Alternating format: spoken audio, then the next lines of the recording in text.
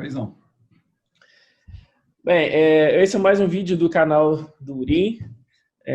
A gente resolveu fazer uma gravação para comentar o estudo da revista A Sentinela de junho de 2019, estudo 23. O tema é Cuidado para não se tornar um escravo. E a gente achou ele bastante interessante por ele exemplificar vários daqueles ensinos perigosos que nós comentamos no vídeo anterior. E eu queria também dizer que entre as pessoas aqui que nós temos comentaristas, né, que vão tentar fazer uma análise uma observação bem diferente, né, da organização, do que ela ensina. Tem pessoas com bastante anos de experiência, né? Tem pessoas que foram servos imperiais, pessoas que foram beduínas, pessoas que foram pioneiros regulares, anos aqui dentro da organização e que podem falar com bastante propriedade de não só do que está sendo estudado, mas também da vivência na prática do que como esse estudo ele afeta as testemunhas de Jeová de uma forma geral, né? E eu vou comentar primeiro o tema do estudo, porque eu acho uma coisa muito interessante. Eu não sei se vocês já se tocaram, mas muitas vezes, muitas vezes, não é toda vez, mas muitas vezes, quando alguém acusa o outro, é muito provável que ele esteja cometendo exatamente aquilo do que ele está acusando a outra pessoa, né? Isso é mais comum do que se imagina. Marketing. Cara, depois que você se toca disso, é muito poderoso, né? O estudo, ele é cuidado para não se tornar um escravo. Mas, na realidade, o tema devia ser como se tornar um escravo. É isso mesmo. Eu tive a mesma sensação quando eu li. Não é? E diz assim: tenha cuidado para que ninguém nos escravize por meio de filosofia e vão engano, que são baseados em tradições humanas. Então... Exatamente. Exatamente o que é a religião das testemunhas de Jeová, gente. Quando alguém chega para você propondo um investimento, a primeira coisa que ele fala não é pirâmide, pode ter certeza que é pirâmide, porque senão não teria necessidade de colocar esses termos tanta defensiva, né? Vai, né? Gostaria só de comentar uma coisa. Nesse estudo, eles vão destacar muito, mas muito mesmo, a questão de Satanás tentando desencaminhar quem é servo de Deus. O estudo inteiro, ele vai transcorrer a respeito disso. Satanás tentando desencaminhar os servos verdadeiros de Deus. Na realidade, é bem uma tentativa de mostrar o nós contra eles, certo? Eles estão contra nós. Tudo que existe no mundo, Satanás está fazendo para que seja contra nós. Tá? Então, é bem o nós contra eles. Esse primeiro parágrafo é exatamente isso, né? Satanás quer que fiquemos contra Jeová. Ele tenta escravizar os nossos pensamentos. Ele quer que a gente pense como ele. Ele tenta nos enganar para ficar do lado dele, usando os nossos próprios desejos contra nós. Cara, para pensar, é exatamente o que a organização faz. Ela usa o desejo, as esperanças, o desejo que as pessoas têm de uma vida mais tranquila, né, de resolver os seus problemas financeiros, o desejo que ela tem de ver pessoas que morreram serem ressuscitadas. Ela usa exatamente o desejo das pessoas para colocar as testemunhas de Jeová contra toda a sociedade e contra os seus parentes também. Exatamente. Eu só gostaria de comentar, eles citam dois textos, Colossenses capítulo 2, versículo 4 e o versículo 8. O texto, realmente, o apóstolo Paulo fala isso, sobre cuidado com filosofia, com o engano, né? O texto fala bem aqui, eu posso até acessar para ver aqui, né? Mas o texto fala a respeito disso. para falar, cuidado para que ninguém vos escravize por meio de filosofia ou engano. Só que isso é exatamente o que a organização ela faz. Ela filosofa. Quando a organização ela simplesmente chega àquelas conclusões doutrinárias dela, ela não prova nada daquilo. Aquilo é pura filosofia. O texto mesmo fala filosofia ou engano. Só que se você ler o capítulo 2 inteiro de Colossenses, tá? Embora o Paulo cita isso nesses 2 versículos, o Paulo ele não está ali neurótico, sabe? Querendo dizer que, cuidado, é o nós contra eles. Não, ele está falando sobre amor, está falando sobre a questão de ser cristão de fato.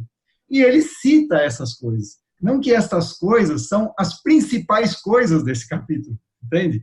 Então, a própria organização, esses versículos se cumprem nela, tá? Certo? E ela também procura tirar esses textos fora do contexto para dar uma impressão de que a Bíblia diz que os cristãos têm que ser neuróticos.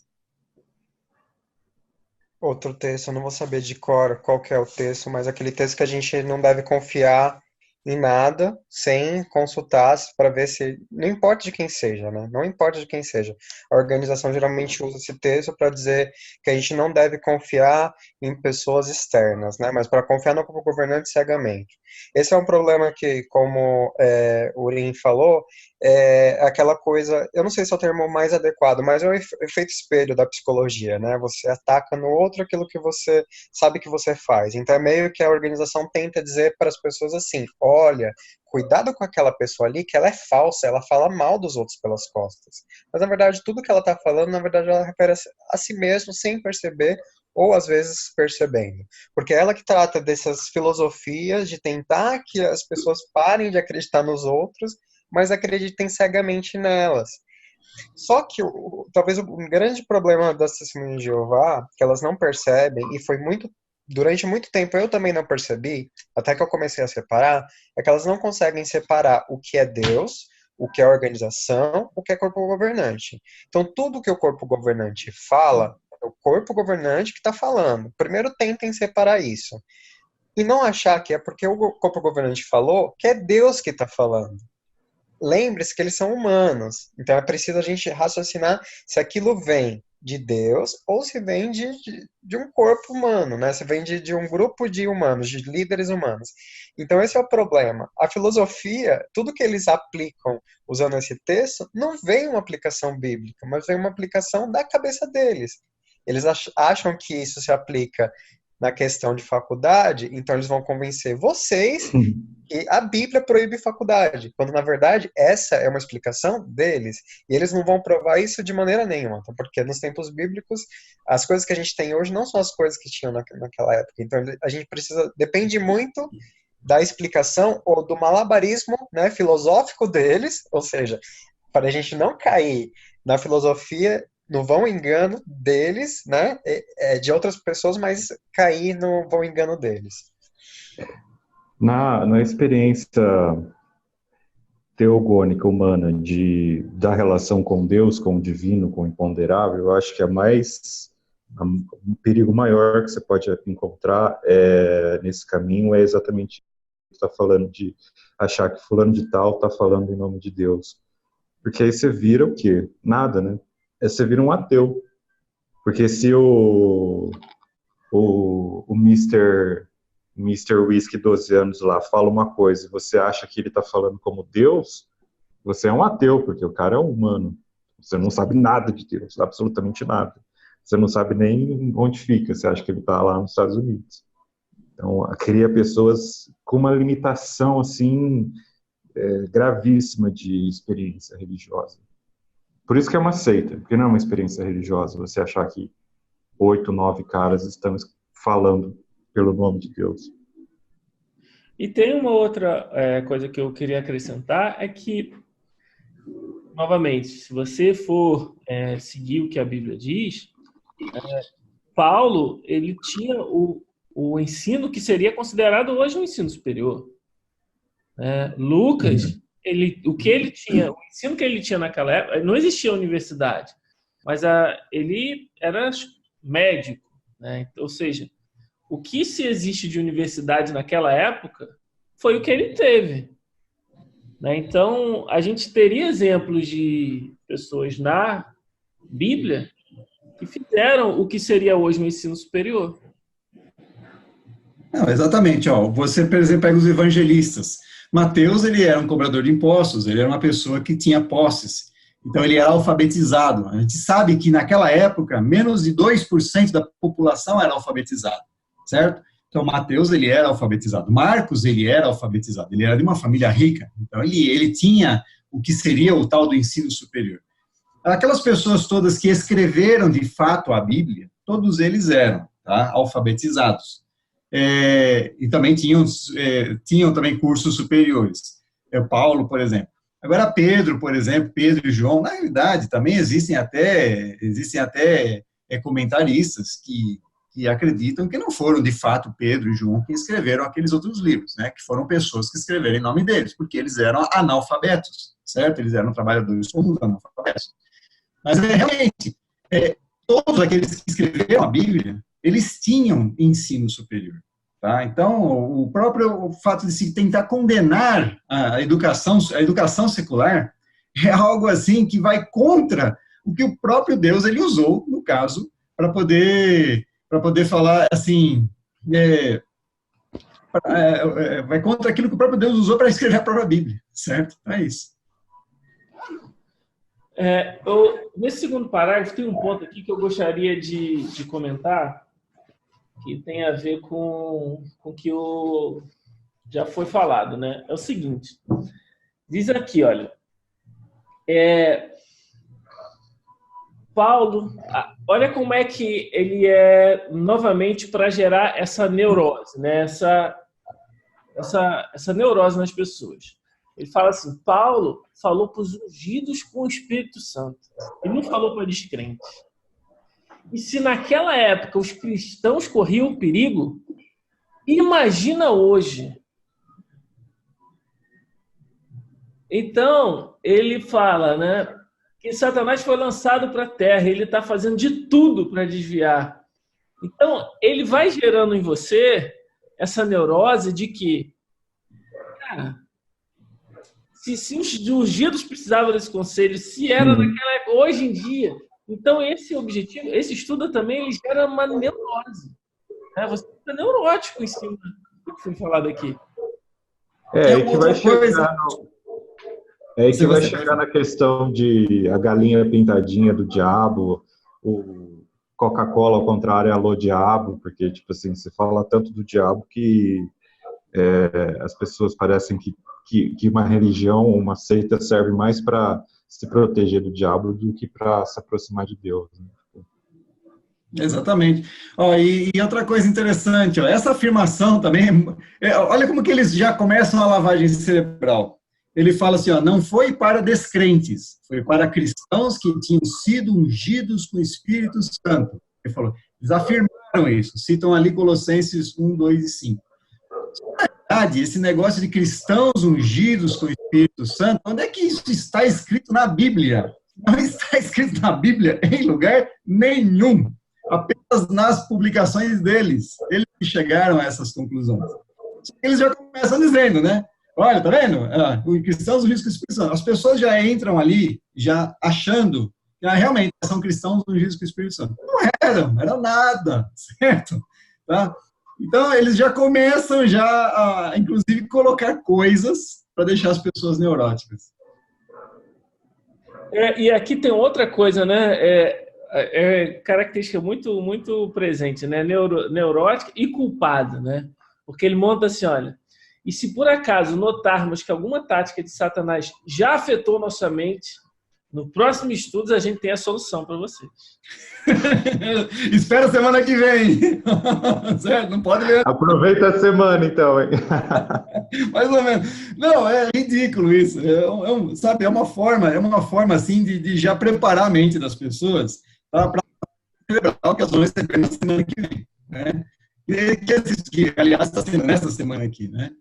Quer dizer, porque esse estudo aí, ele vai tentar colocar medo nas pessoas, né?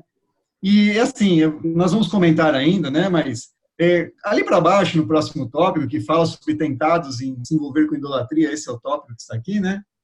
Pode comentar, já. comentar? Eu vou comentar esse tópico. É que eu achei muito interessante a forma como eles vão jogando as coisas, sabe? E assim, eles colocam assim, tem um texto ali, Deuteronômio 11, que eles citam ali, né? E interessante que eles falam assim, olha, os israelitas estavam no Egito, então lá no Egito tinha o rio Nilo. Então, agora eles foram para a Terra da Promessa, e lá na Terra da Promessa não tinha rio de grande porte, igual o rio Nilo, dependiam da água da chuva. Eles teriam que reaprender a fazer plantação. E no fim eles seriam tentados, é o que diz ali, seriam tentados a, a buscar, vamos lá, aprimoramento técnico, tecnológico com os cananeus, certo? E nisso eles seriam tentados a seguir Baal, que o Baal era o deus do trovão, o deus da chuva, certo? Tá? E, quer dizer, então eles fazem todo assim, um malabarismo, né? Porque eles falam assim, por que chegou a essa conclusão? Porque em Deuteronômio cita isso da questão da agricultura e cita depois a questão da idolatria.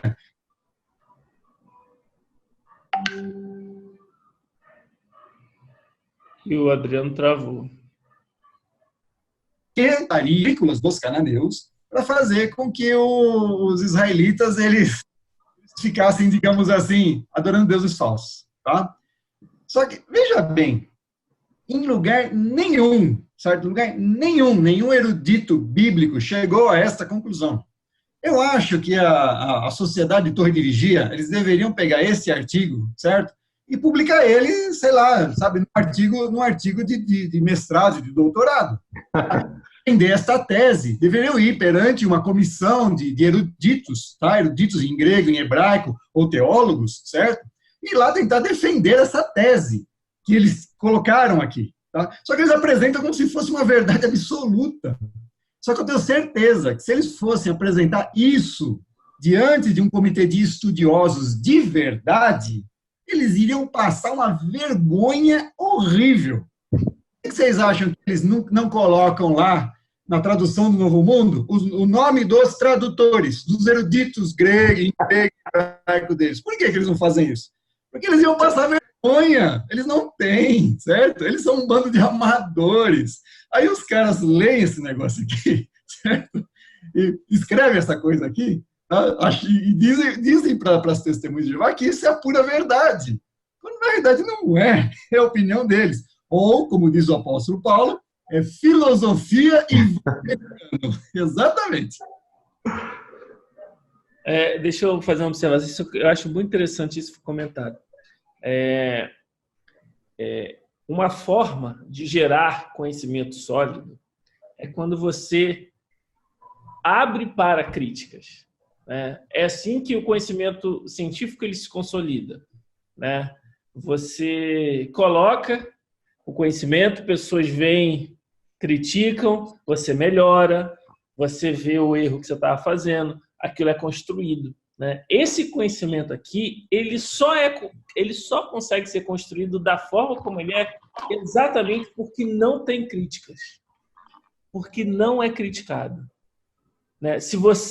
A gente sabe como que funciona um estudo desse. Uma pergunta para vocês: um estudo desse, como seria considerado se alguém criticasse o que é falado aqui? Fala aí, Felipe. Provavelmente posto para fora. Fala, Felipe. Não, eu acho que qualquer pessoa que critica o que o corpo governante fala, a pessoa automaticamente está errada, né? Você não pode colocar em descrença, você não pode criticar, você automaticamente é tido como um apóstata, né? Isso tanto na teoria, porque falam que é assim, e na prática, né? Você falando, se você falar para qualquer testemunha de Jeová, ela automaticamente vai te chamar de apóstata, mesmo se não tiver nenhuma orientação, como tem, mas mesmo se não tiver, ela vai achar que você é apóstata porque você está falando contra. É como se você estivesse falando automaticamente contra Deus. Então, assim, é um conhecimento que ele consegue chegar a níveis absurdos do que é falado aqui. Por isso, ele é construído sem crítica, né? Ele é construído sem crítica alguma. Então, os caras podem falar a maior asneira do mundo, porque se você criticar, você é o diabo.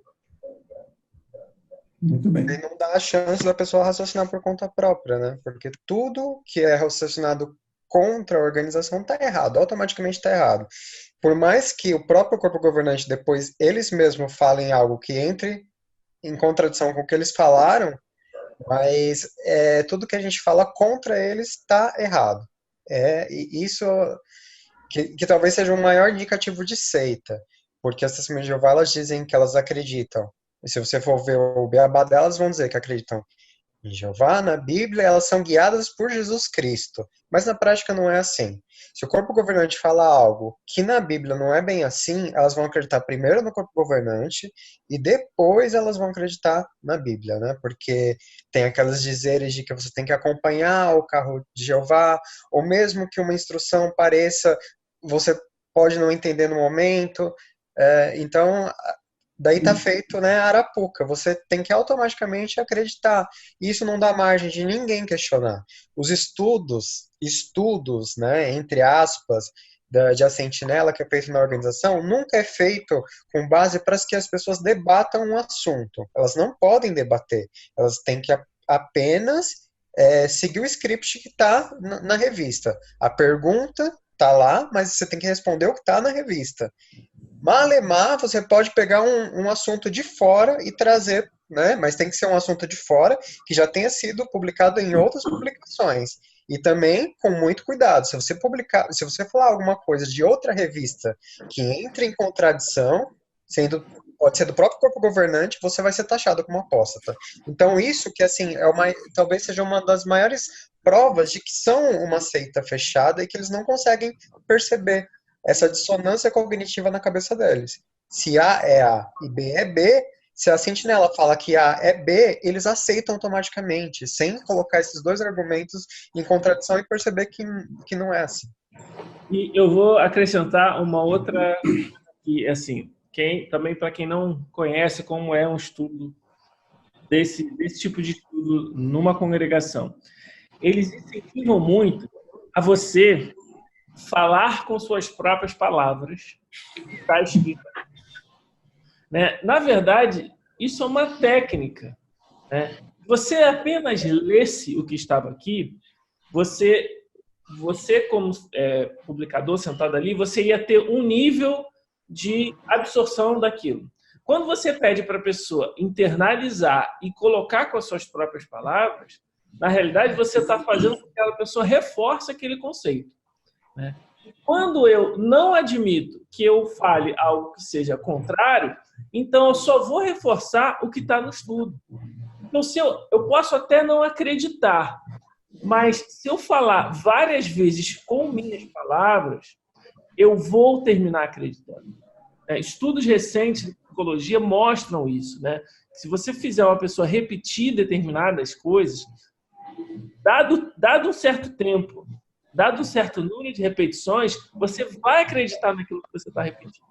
Especialmente se você fala, entre aspas, com as suas próprias palavras.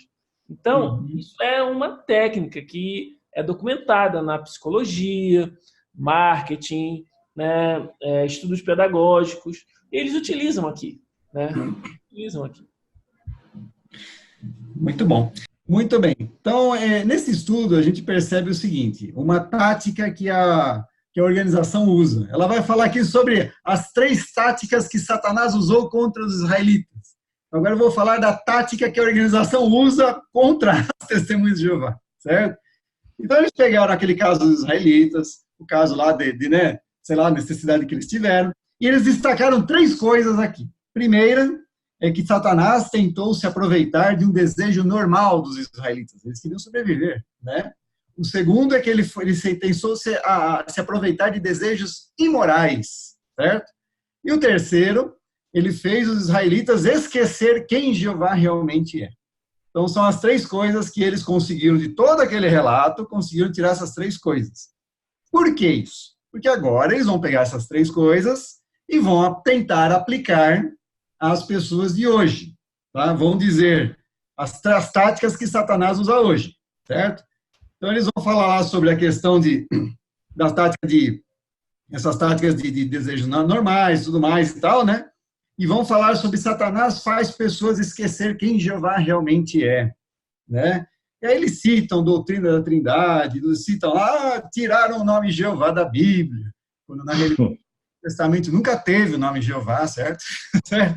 E aliás é o seguinte, né? Aliás, isso aí merecia um vídeo inteiro para falar disso. Não, merece o vídeo inteiro sobre isso. E aliás é o seguinte, né? Se você chegar para uma testemunha de Jeová e começar a chamar Jeová de Javé, ou Iavé, ou Yahweh, que são as pronúncias, a pronúncia Yahweh mais próxima, né, da pronúncia original, eles vão achar que é aposta, porque tem que seguir Jeová, tem que usar o nome Jeová, porque está escrito na plaquinha deles lá, Jeová, não está escrito Yahvé, certo? É por causa disso. Mas tudo bem, eles começam a falar isso e tudo mais, e começam a falar de imoralidade, a questão principalmente de homossexualismo, eles começam a falam um monte de coisa aqui, certo? E chegam no ponto alto do estudo, ponto culminante do estudo, que é o ensino superior. Certo? Aí tem uma parte enorme que fala sobre ensino superior. Antes de você falar desse, deixa eu só falar um pouco desse ponto aqui, né? De se aproximar do desejo normal. Isso aqui, novamente, voltando àquela coisa, isso se aplica a eles, né? A organização, assim como Satanás, usa do desejo normal das pessoas para se aproveitar. As pessoas têm desejo de ter uma vida tranquila, desejo de ter os seus problemas resolvidos. E na ânsia de ter esses desejos resolvidos, é que elas compram essa doutrina. E uma coisa que eles não, na minha opinião, eles não se tocam, às vezes eles falam, assim, é um absurdo. Eles, não sei se vocês já repararam, mas eles falam da tribuna que espera alguém da pessoa falecer e aí a gente prega para ela. Isso não é se aproveitar de um desejo normal para convocar a pessoa para a religião?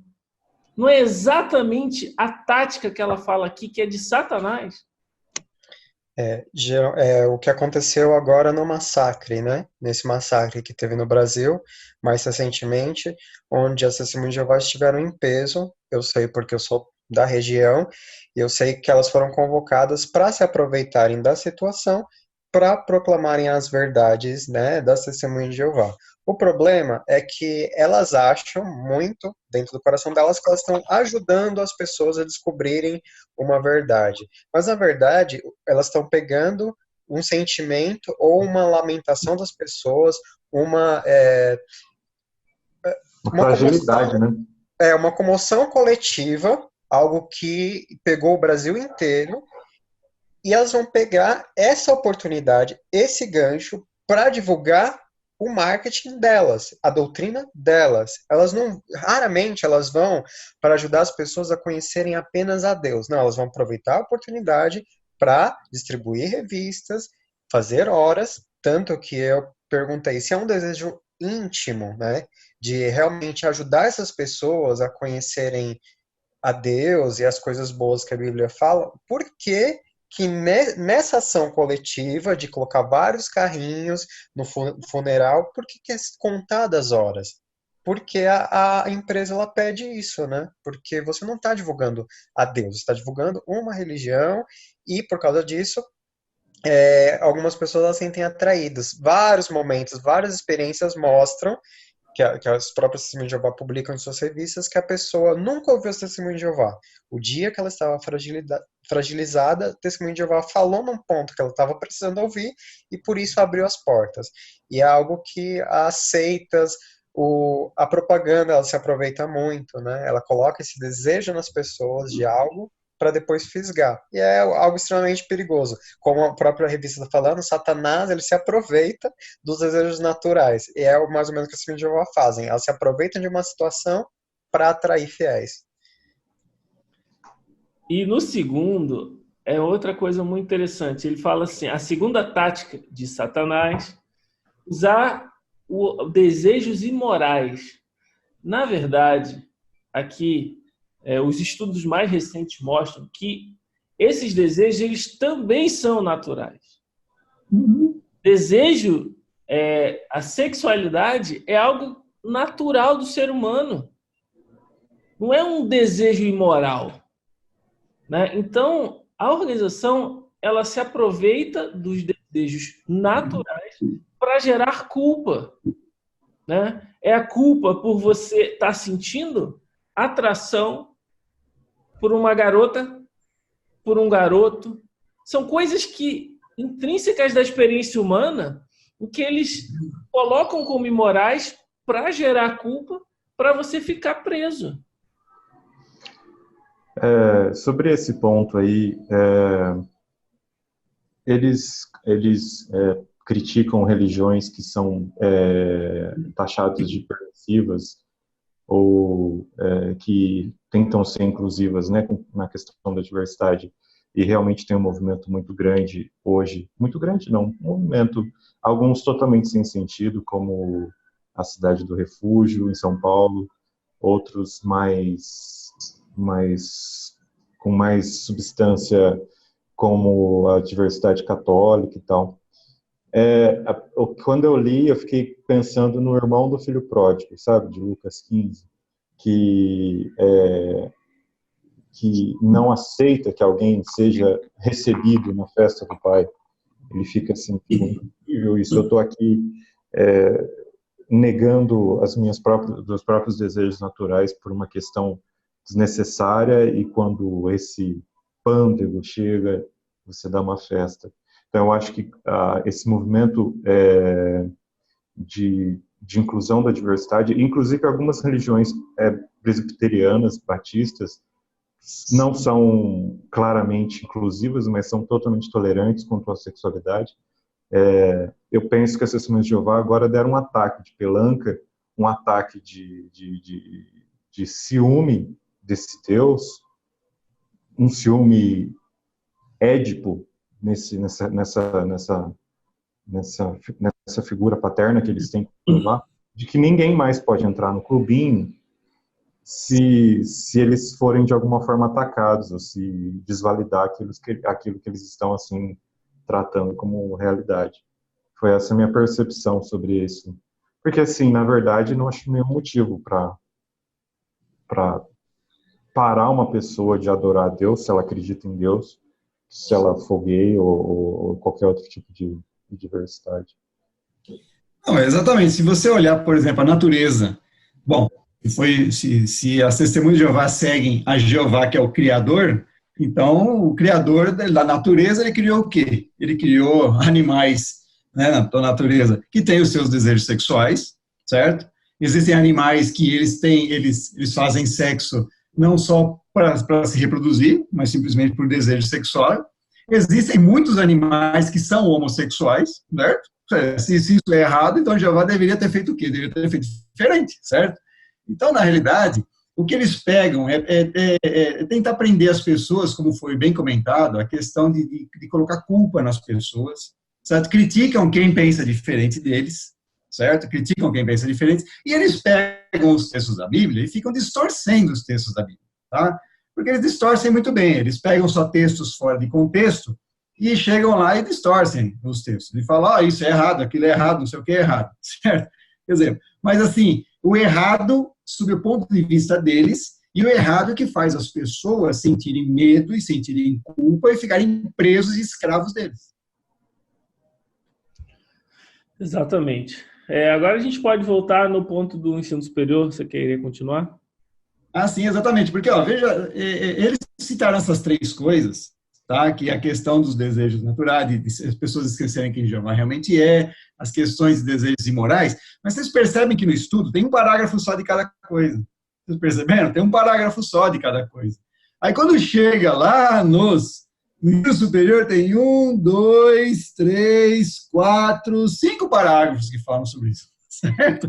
Então, está muito claro que o objetivo desse estudo foi atacar o ensino superior. Tá? Eles usam os israelitas como pano de fundo, a questão da imoralidade, a questão da... certo? Mas, no fundo, eles queriam chegar nesse ponto. Porque é o seguinte, qual é o problema de alguém fazer ensino superior, cursar ensino superior? Qual é o problema? O problema, para eles, é que essas pessoas começam a raciocinar. essas pessoas começam a analisar as coisas, certo? A não simplesmente, como foi bem comentado, vamos comentar o parágrafo nas minhas próprias palavras, né? Não é só isso. As pessoas começam assim, a analisar o próprio conteúdo da mensagem passada. E isso é muito perigoso para eles, porque eles dependem que as pessoas sejam escravos e sejam ignorantes. Infelizmente é isso. Eles dependem disso. Não que lá dentro não tenha pessoas que fizeram curso superior, mas grande parte das pessoas que fazem curso superior não se tornam testemunhas de Jeová. Podem perceber o percentual de pessoas lá dentro que tem um curso superior. É ridiculamente pequeno. O Testemunho de Jeová é uma das religiões no mundo que tem menos pessoas com ensino superior, certo? A religião que mais tem adeptos com ensino superior é o hinduísmo, certo? Tá? E uma das que tem menos é as Testemunhas de Jeová. As Testemunhas de Jeová, os mormons, certo? Que são exatamente essas seitas que prendem as pessoas pela ignorância. Então, eles falam um monte de coisa que vocês podem até comentar aqui, né? Sobre a questão de pessoas, fiz ensino superior, mas eu não me senti bem, não sei o que, eu achei que eu estava desobedecendo a Jeová. É isso que eles colocam, tem que apelar para a emoção e não para a razão. Eu queria comentar sobre esse ponto. O parágrafo 14, ele é bem, digamos assim, ele é bem sintético nessa estratégia, né? Ele fala o seguinte: primeiro ele vai criar uma contraposição, ele vai dizer, olha, a filosofia humana não dá nenhum valor aos padrões justos de Deus. Ela ensina o contrário do que a Bíblia diz. Em vez de ajudar as pessoas a desenvolver o Espírito de Deus, ela estimula, entre aspas, as obras da carne. Puta que pariu. As pessoas que fazem ensino superior se tornam todas orgulhosas, arrogantes e só. Isso é um crime, na verdade, né? Olha, Aí ele fala assim, olha o jogo emocional. Essas características são contrárias ao que Deus espera. Ele só quer que os servos sejam mansos e humildes. Obedientes, viu? Subservientes a eles. Aí a conclusão, né? Infelizmente, alguns cristãos que cursaram faculdade se deixaram influenciar pelo pensamento do mundo. Então, a gente já tinha comentado naquele vídeo, né? Ele não fala assim, é proibido fazer ensino superior. Mas se você pegar um parágrafo como esse, entender a quantidade de, que eles chamam de linguagem carregada, né? Loaded language. O quão ele está pegando o ensino superior e adjetivando sempre de forma negativa. Não só o ensino, mas qualquer pessoa que o faça. E ele ainda já dá a conclusão de que quem faz é egoísta, é arrogante. Como que você vai ler um parágrafo desse e não chegar à mesma conclusão? Não precisa proibir o ensino superior. Não precisa ter uma lei das Testemunhas de Jeová que proíbe. Vocês não podem fazer.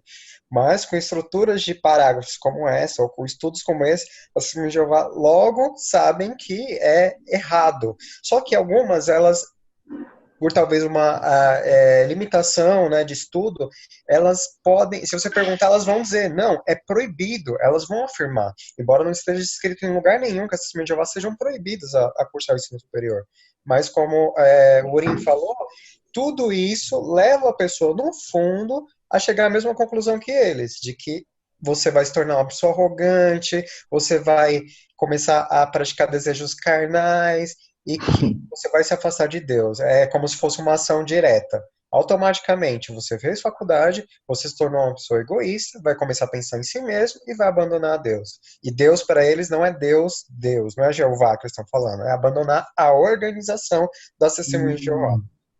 Exatamente. Pô, eu tenho uma coisa para falar sobre esses dois parágrafos aí. Primeiro, que eu fiz faculdade e não comi ninguém. A segunda é que... Eu também!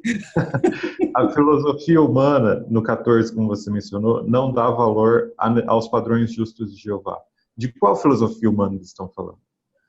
Do iluminismo? Do humanismo? Do marxismo, no caso, para mim, que é uma filosofia que dá valor a padrões justos, ou pelo menos, ou até o liberalismo, dentro de cada concepção de mundo de cada um, a sabedoria humana só estimula as obras da carne, mas os ascetas, os padres do deserto, são grandes filósofos que não estimulam obras da carne.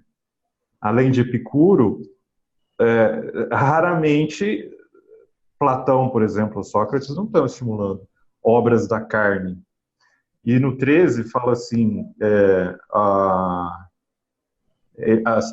as instituições de ensino tentam colocar a filosofia humana na cabeça das pessoas e incentivam os estudantes a questionar a existência de Deus. Mas qualquer teólogo sério, qualquer teólogo que tenha assim, um mínimo de conceito para ser levado a sério, precisa questionar a existência de Deus. É a própria raiz da teologia questionar a existência de Deus.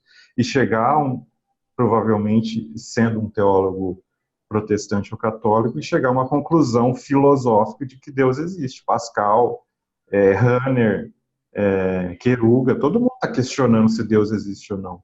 Santo Agostinho. Então, assim, é o básico do básico da teologia, questionar se Deus existe ou não e achar respostas para isso. E eu não conheço filosofias humanas que estimulam obras da carne, assim, tirando as apoiadas majoritariamente por cristãos, como fascismo e nazismo.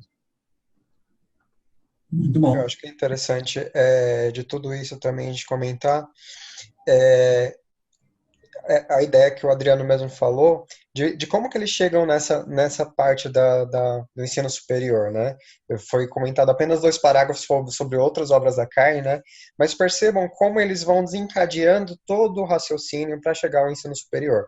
Primeiro, é muito interessante como os primeiros parágrafos está repleto de textos bíblicos, de exemplos bíblicos, de histórias que às vezes não são as histórias batidas de Jonas, de Jó, são às vezes histórias talvez mais B da Bíblia, aquelas histórias mais pouco divulgadas, por assim dizer. Então, as Testemunhas de Jeová começam a consumir todo aquele estudo e elas pensam, caramba, que estudo profundo. São coisas profundas de Deus, porque olha, de textos bíblicos, nossa, mostrou esse exemplo dos israelitas, olha que interessante. Depois que estabelece essa conexão de que é um estudo profundo, começa a divulgar ensinos que as Testemunhas de Jeová, elas já aceitaram na vida delas, que não existe trindade, de que a imoralidade é uma coisa ruim, que o homossexualismo é uma coisa ruim. Eles usam, inclusive, homossexualismo em vez de homossexualidade. E daí você vai entrando nesse clima de, não, eles estão certos.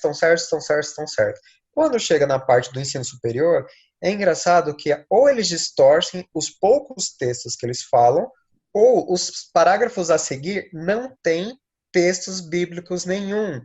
É só apenas a conclusão do corpo governante sobre o assunto, ou de quem escreveu e foi validado pelo corpo governante. E outra técnica que eles usam para vocês acreditarem que todo esse estudo e que a Bíblia confirma tudo isso que eles estão falando, eles não falam, o corpo governante não diz, é errado fazer faculdade. Eles usam uma testemunha de Jeová para dizer o quanto ela foi prejudicada. Geralmente, tudo que eles não querem falar da boca deles, eles colocam na boca de outras pessoas. Por exemplo, tem um estudo muito polêmico, eu não vou saber encontrar agora, mas futuramente em outros vídeos eu vou comentar sobre esse estudo, em que eles falam que se uma mulher ela não se defender no caso de um estupro, ela está fornicando. Fala isso, eles colocam na boca de um delegado. O delegado que vai falar isso. Não vai ser o corpo governante, não vai ser o raciocínio deles. Vai, segundo o delegado tal, da polícia tal, não sei o quê, ou o que ele diz. Só que a partir do momento que eles pegam essa opinião e colocam na revista deles, eles com certeza validam aquela opinião como opinião deles, mas eles não têm coragem de falar como se eles estão falando. Então, nesse caso, vendo aqui no parágrafo, Uma irmã que está no tempo integral há mais de 15 anos diz: em todos os meus anos de verdade, eu já tinha lido e ouvido muita coisa sobre os perigos da faculdade. E ela vai comentar. Então, é a opinião dela sobre o assunto que eles vão pegar e vão trazer, porque ela vai convencer vocês. Não vai ser preciso que nós convençamos. Uma outra irmã que vocês vão confiar, porque vocês têm que confiar em outros irmãos, vai dizer por nós. Então, vocês percebem como eles vão desencadeando todo o raciocínio lógico para depois vocês chegarem a uma conclusão que é tirada da cabeça deles e que eles não vão provar em nenhum momento que esses textos que falam sobre filosofia e que falam sobre pessoas arrogantes se aplicam à faculdade. É todo um malabarismo, mas você já está preparado para consumir aquilo e não precisa mais te provar nada, porque você já aceitou os parágrafos anteriores como um estudo profundo bíblico. Isso. Eu gostaria de comentar, desculpa, só posso comentar isso que ele falou? O parágrafo 15 e 16 não tem nenhum texto bíblico, e é o que fala da irmã, que deve ser fake, deve ser fake essa irmã, só que depois no fim ela fala que ela largou a faculdade. Agora, o 16 tem um ponto ali que é muito perigoso. Aí fala o seguinte, ó, será que o ensino superior teve algum efeito na mente da nossa irmã? Ela responde. Olha o que ela vai responder. Ó, dá até vergonha de dizer, abre aspas, né? Dá até vergonha de dizer, mas por causa da faculdade, comecei a criticar demais os outros, principalmente os irmãos e irmãs da congregação. Eu me tornei muito exigente com eles e preferia ficar longe deles. Agora, olha só o seguinte, peraí. Então ela se tornou arrogante com os irmãos ali da congregação? Não! Ela começou a perceber as bobagens que a torre de vigia. É isso.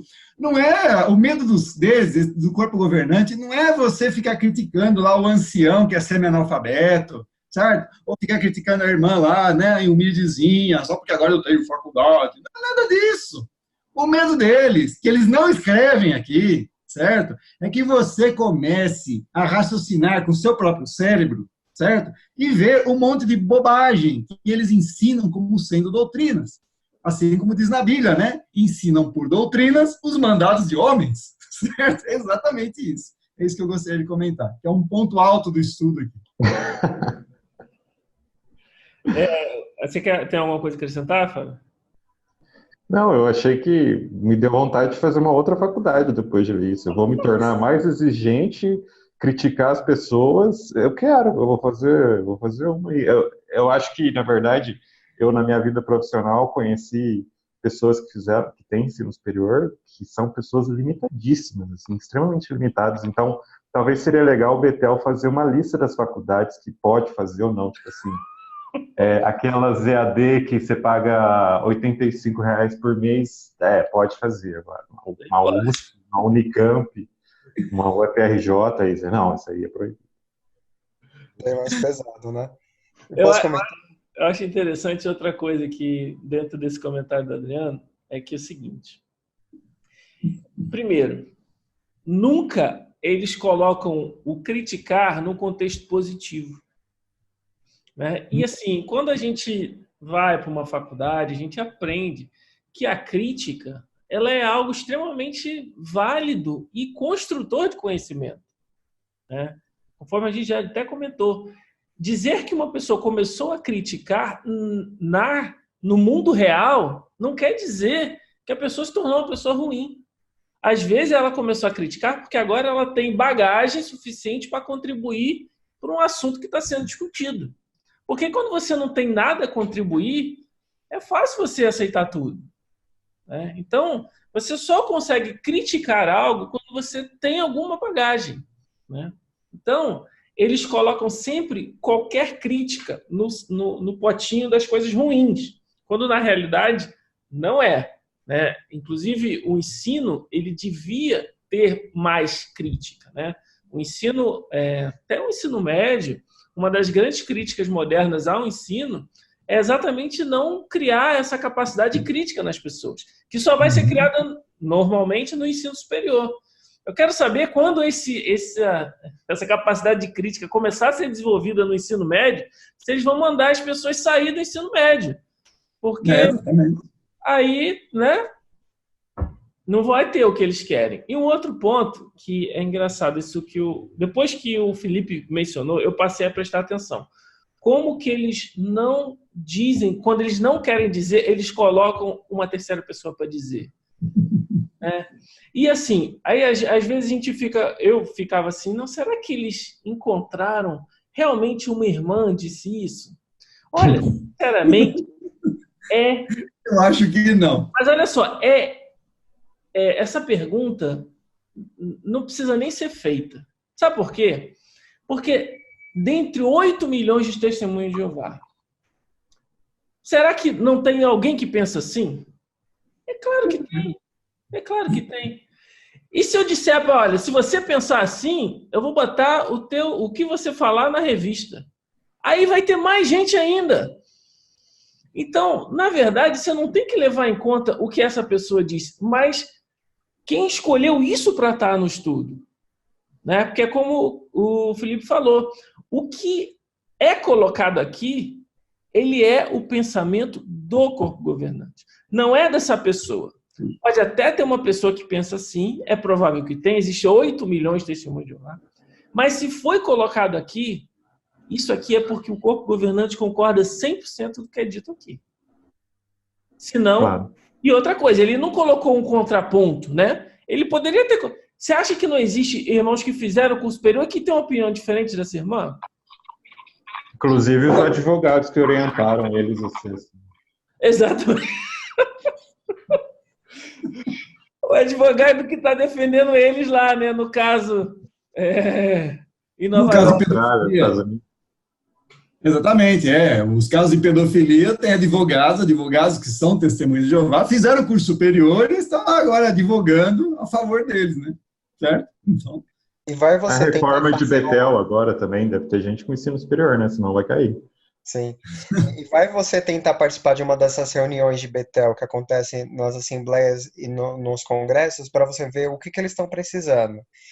Muitas testemunhas de Jeová saem dessas reuniões frustradíssimas, porque elas não puderam nunca fazer faculdade, e quando elas chegam lá nessas reuniões, eles falam, olha, no momento a gente está precisando de pessoas que tenham formação em engenharia, pessoas com formação em advocacia, e as pessoas saem frustradíssimas, porque elas nunca se prepararam com essas faculdades, e elas pensam, mas não pode fazer, e agora tudo que vocês estão precisando são pessoas com essas formações.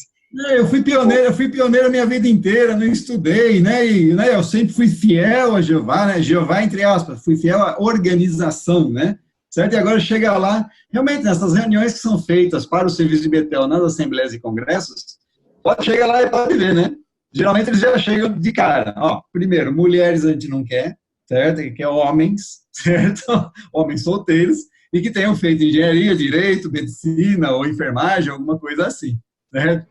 Não bastou ser pioneiro, certo? Mas espera um pouquinho, mas essas pessoas não foram infiéis, entre aspas, e fizeram faculdade?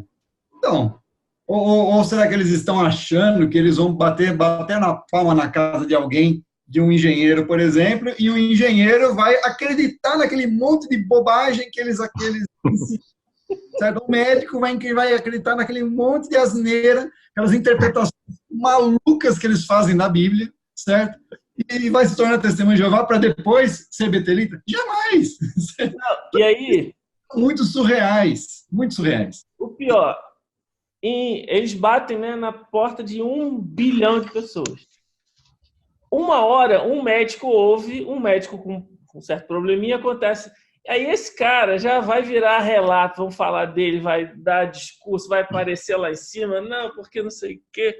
É engraçado porque isso gera uma noção equivocada da realidade, né? Uhum. E você fica com a sensação... Porque como ele só mostra quem é crítico, por exemplo aqui, ele só mostrou a opinião de quem diz que o ensino superior faz mal. Ele não mostrou quantos irmãos fizeram ensino superior e não acham isso. Então você fica com a impressão de que só tem essa opinião dentro da organização. Eles só mostram os médicos que falam que ouviram, mas eles não mostram a quantidade de médicos que despachou a galera porque só estava falando asneira. Você fica com essa noção. Eles pegam poucos exemplos para gerar uma sensação de que são muitos. Mas, na realidade, pouca coisa. É muito pouco representativo. E essas pessoas se tornam tão estrelinhas que elas viram sessão da Despertai, que é o que o médico diz sobre as crenças dele, o que um cientista de DNA... Então, são pessoas extremamente importantes, mas sempre testemunhas de Jeová, né? Eles vão pegar essas pessoas. Como elas chegaram na organização, eu não sei, mas muitas vezes a pessoa ela já vem de uma formação e entra na organização, né? É interessante que eu me lembrei de uma frase, na verdade, eu recebi uma colinha aqui, que tem uma frase, né, que é dito muitas vezes, que Jeová, ele não aprova os qualificados, ele qualifica os aprovados. Essa ideia de que você não precisa se formar para estar em Betel. Não, porque se você for uma pessoa extremamente humilde, eles teoricamente, lindamente, eles vão te chamar para você ir para lá, porque você é uma pessoa pioneira, com a vida inteira, né, de currículo. Eu conheço gente que não foi fazer faculdade de enfermagem, mas a pessoa fez um profissionalizante e foi para Betel com aquela coisa, não, eu sou técnica em enfermagem. Não, a pessoa virou camareira. Ela não começou assim ainda. E assim, para você praticar a sua profissão, você vai fazer, sim. Não, a gente vai deixar você praticar, mas apenas nos horários, né, de expediente fora do seu expediente. É como se fosse um extra, né, para te treinar um pouquinho. Mas, geralmente, algumas pessoas que eles não estão precisando, eles vão fazer a pessoa começar de baixo, sim. Mexendo em esgoto, mexendo em qualquer coisa. Mas quando eles precisam de uma formação, eles vão fazer de tudo e vão promover, a pessoa vai para os Estados Unidos fazer curso, e é a grande, talvez, hipocrisia deles, né? Detonar né, todo o ensino superior, mas quem tem e possa servir a eles, eles vão usar, independente se a pessoa tem um histórico lindo de relatório. Não, a pessoa é mais importante pelo aquilo que ela faz, né? E nisso aí você vê também uma coisa muito parecida com pirâmide. Vocês já foram nessa reunião de pirâmide?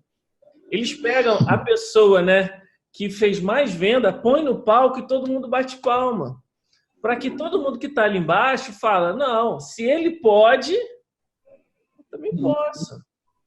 Então, a organização faz a mesma coisa. Eles pegam esses heróis, colocam no palco e põem 2.000 pessoas para bater palma.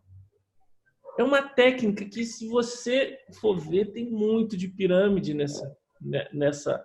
A forma como o parágrafo é construído, se vocês já foram numa dessas reuniões da Inodê, eles constroem a narrativa exatamente para que a conclusão seja óbvia, entendeu? Ele fala assim, você quer ganhar mais dinheiro?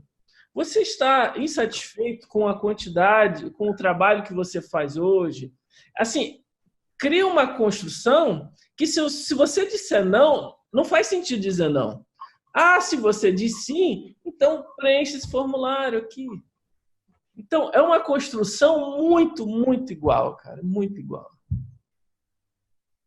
Exatamente.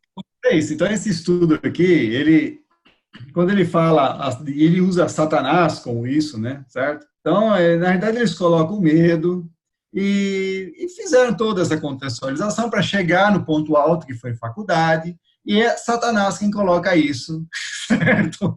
Diante das pessoas. Por quê? Porque realmente Satanás não quer. Vamos agora colocar ao contrário, tá? Se Satanás ele é inimigo de Deus, tá? Ele não quer que as pessoas se aproximem de Deus. Ele quer que as pessoas fiquem presos a homens, a uma organização. Então, na verdade, tudo aquilo que eles atribuem a Satanás, certo? Pode muito bem ser atribuído a eles, certo? A organização deles, ela é uma organização que causa dependência das pessoas. Ela impõe medo nas pessoas, impõe a culpa nas pessoas, escraviza as pessoas. O próprio tema do artigo é cuidado para não se tornar um escravo, e é exatamente o que as pessoas estão se tornando ali dentro.